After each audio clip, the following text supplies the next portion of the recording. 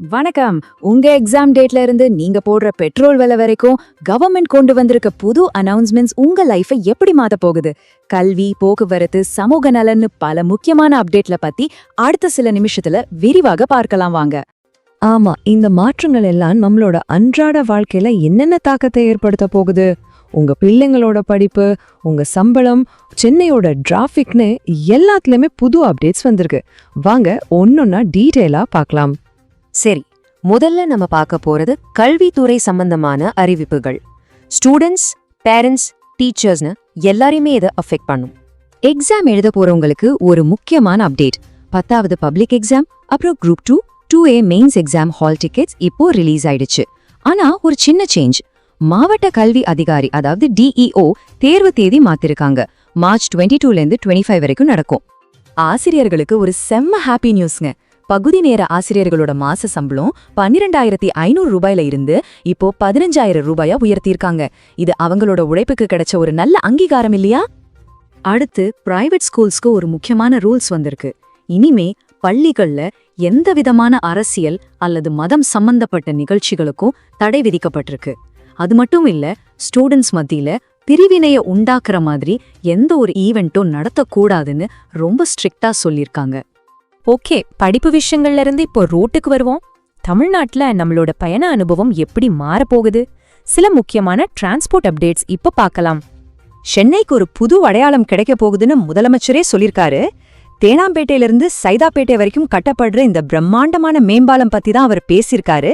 இது திராவிட மாடல் 2.0வோட தொடக்கத்திலேயே மக்களுக்கு அர்ப்பணிக்கப்படும் சொல்லியிருக்காரு. பார்க்கவே ரொம்ப பிரம்மாண்டமா இருக்க போகுது. சென்னை எழும்பூர் ஸ்டேஷன்ல இருந்து ட்ரெயின்ல போறீங்களா? அப்போ இத கொஞ்சம் கவனமா கேளுங்க. அங்க சில வேலைகள் நடக்கிறதால பொதிகை எக்ஸ்பிரஸ், நெல்லை எக்ஸ்பிரஸ், சோழன் எக்ஸ்பிரஸ் மாதிரி சில ரயில்களோட நேரம், புறப்படுற இடம் இதெல்லாம் தற்காலிகமா மாத்திருக்காங்க. சோ நீங்க பயணம் பண்றதுக்கு முன்னாடி ஒரு தடவை கன்ஃபார்ம் பண்ணிக்கிறது ரொம்ப நல்லது. சென்னை மெட்ரோ பயணிகள் எல்லாருக்கும் ஒரு சூப்பரான செய்தி. இனிமே மெட்ரோ ஸ்டேஷன்ல இறங்கி உங்க வீட்டுக்கோ ஆபீஸுக்கோ போறது ரொம்ப ஈஸியாக போகுது. ஏன்னா கடைசி மைல் கனெக்டிவிட்டிக்காக 220 புது AC எலக்ட்ரிக் மினி பஸ்கள் வாங்க போறாங்களாம். இனி பயணம் இன்னும் செம்மையா இருக்கும்.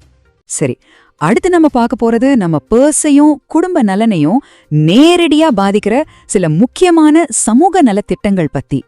இது நிஜமாவே ஒரு வரவேற்க வேண்டிய மாற்றம். அரசு வேலைகள்ல ஆதரவற்ற விதவைகளுக்கான இட ஒதுக்கீடு இருக்கு இல்லையா, அதுக்கு தகுதியானவங்களோட மாச வருமான வரம்ப 4,000 ரூபாயிலிருந்து இப்போ 8,000 ரூபாயை டபுள் ஆக்கியிருக்காங்க. இதனால முன்ன விட அதிக பெண்கள் இந்த இட ஒதுக்கீட்டால பயன்பெற முடியும். செஞ்சி பக்கத்துல ஒரு கார் விபத்துல 4 பேர் இறந்து போனாங்க. அவங்க குடும்பங்களுக்கு தலா 3 லட்சம் ரூபாய் நிவாரணம் கொடுக்க முதலமைச்சர் உத்தரவு போட்டிருக்காரு. அடுத்து நம்மளோட PFF அதாவது எம்ப்ளாயீஸ் ப்ராவிடென்ட் ஃபண்ட் அக்கவுண்ட்டுக்கான வட்டி விகிதத்துல எந்த மாற்றமும் இல்லைன்னு சொல்லியிருக்காங்க. வரப்போற 2025-26 நிதியாண்டுக்கும் அதே 8.25% வட்டி தான் தொடரும். அடுத்து பொருளாதாரம் சம்பந்தமான சில புதிய விதிகள் வந்திருக்கு. இது நம்மளோட அன்றாட செலவுகள்ல சில மாற்றங்களை கொண்டு வரலாம். வண்டி வச்சிருக்க எல்லாரும் இதை கவனிக்கணும்.